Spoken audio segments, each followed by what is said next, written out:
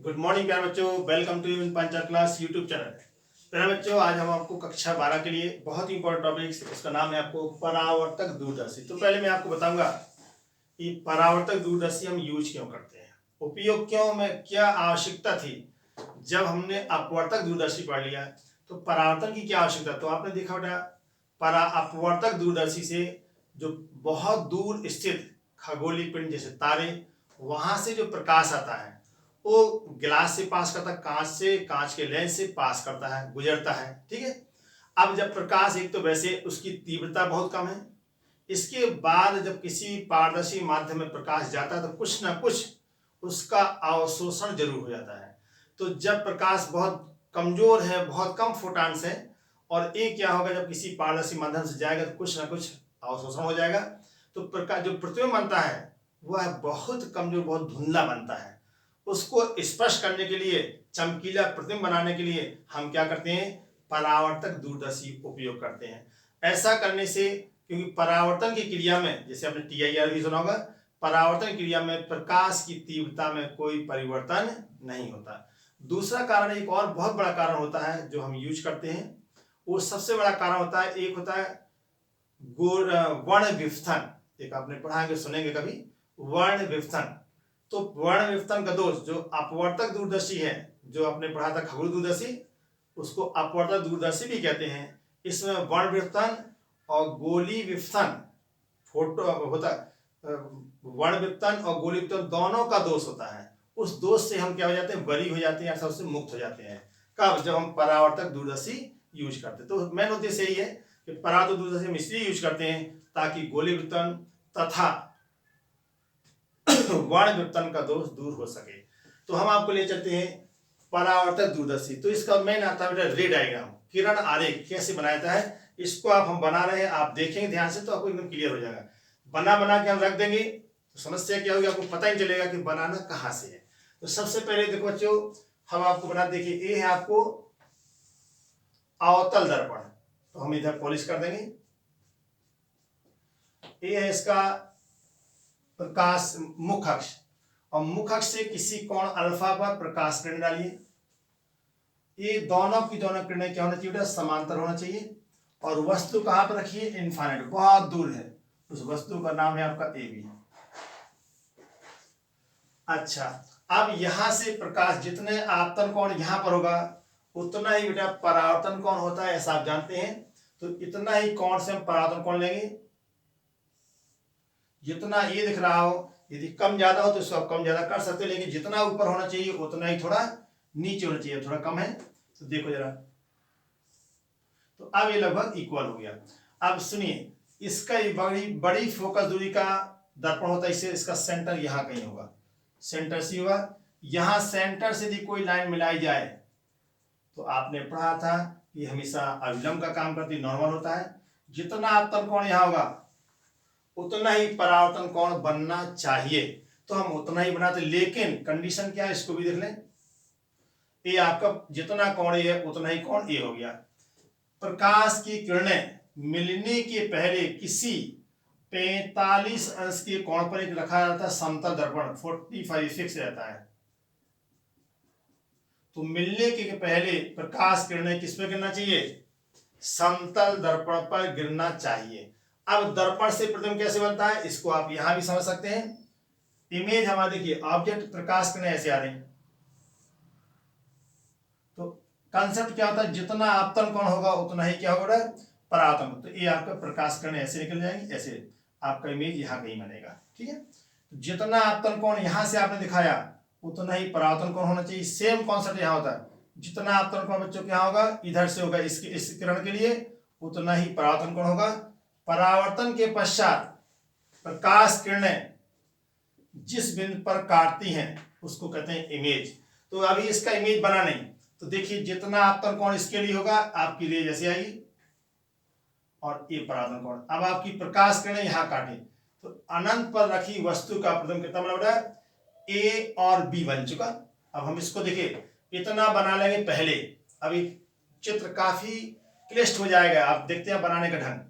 इसके बाद देखो, अब इसका होता है मुख्य अक्ष, इसमें जो लेंस होते हैं, एक दर्पण होता है, दूसरा लेंस होता है, दोनों के जो अक्ष होते हैं एक्सिस, ये दोनों के दोनों एक्सिस परस्पर लंबवत होते हैं। देखिए इसका अक्ष है, दूसरे का अक्ष है, तो क्या दोनों अक्ष आपको लंबवत दिख रहे हैं? ये 90 का कोण बना। देखिए तो दोनों के अक्ष क्या होते हैं? हमेशा लंबवत होते हैं। अब हमें क्या करना है? इसका इमेज बनाना है। तो इसका इमेज इसी साइड में बनाना चाहिए, क्योंकि साइड में हमारी आई लेंस होता है, नेत्रिका लेंस होती है। तो इसका इमेज इस साइड में तभी बन सकता है जब आपकी वस्तु कहां रखी हो? प्रकाशिक केंद्र तथा फोकस बिंदु के बीच। तो हम क्या करेंगे? नेत्रिका लेंस बनाएंगे। यहां पर ये है हमारा नेत्रिका लेंस। अब ये नेत्रिका लेंस है तो समझ गए होंगे आप कि इसको बेटा हम ई कहेंगे, क्योंकि इसको कहते हैं एल ई। ठीक है, इसका पॉइंट्स देखिए, अब जितना एफ यहां होगा तो हमने यहां एफ दिखाया, इसको कहेंगे एफ ई। जितना एफ ई यहां पर होगा उतना ही एफ ई बेटा आपको नीचे बनाना पड़ेगा। यदि कम ज्यादा करोगे तो आपका इमेज क्या होगा? फिर नाप लिए, जितना डिस्टेंस ये होगा उतना ही डिस्टेंस क्या होती है? ए होती है। ये सेम डिस्टेंस होती है हमेशा।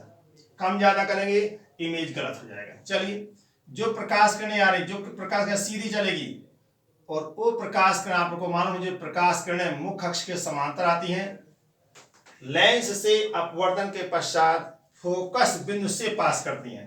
तो ये है बच्चों फोकस बिंदु। यहां से प्रकाश किरण ऐसे चली आएंगी, और एक प्रकाश किरण हम लेते कहां से? इस पॉइंट से।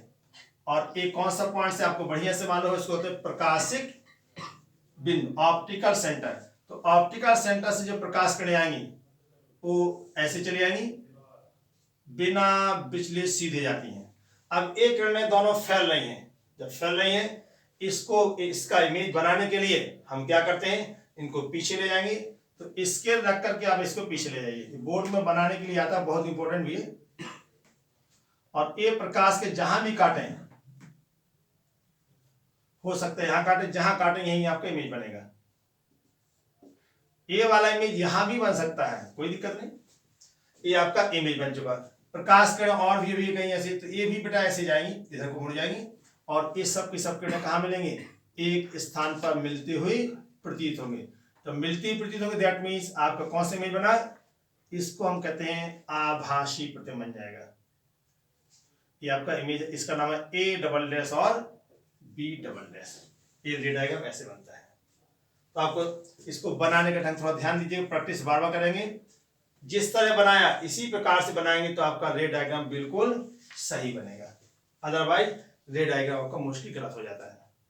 इसकी आवर्धन क्षमता क्या होती है? इसका डेविएशन आवर्धन क्षमता का नहीं पढ़ना है। कहता है यदि दर्पण की फोकस दूरी, दर्पण की फोकस दूरी एफ ओ, नेत्रिका लेंस की फोकस दूरी, नेत्रिका की फोकस दूरी कितनी दे हो? ये होगा आपको एफ ई। तो आवर्धन क्षमता, ये सूत्र होगा आपको m बराबर minus F O by F E. Same formula पूछा, 1 plus F E by D. ये आपका फॉर्मूला बनता है, सेम जो आपको पीछे पढ़ चुके हैं। यदि प्रतिबिंब अनंत पर बनेगा, ये कब के लिए? जब प्रतिबिंब कहां बना हो? जब प्रतिबिंब डी पर बने। डी क्या है आपको मालूम है? स्पष्ट दृष्टि की न्यूनतम दूरी। और दूसरा केस इसका होता है, सिर्फ फॉर्मूला लिखने को आते हैं, यही अच्छा है, डाइव नहीं करना कोई होता है। जब अंतिम प्रतिबिंब